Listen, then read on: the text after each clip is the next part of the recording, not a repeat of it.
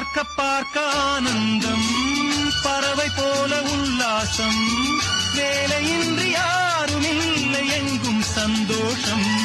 வெறும் பேச்சு வெட்டி கூட்டம் ஏதுமில்லை இந்த ஊரில். கள்ளம் கபடம் வஞ்சகமின்றி கண்ணியமாக ஒற்றுமை உணர்வுடன் வாழும் சிங்கப்பூர். அக்கறை சீமை அழகினிலே மனமாட கண்டேனே, புதுமையிலே மயங்குகிறேன்.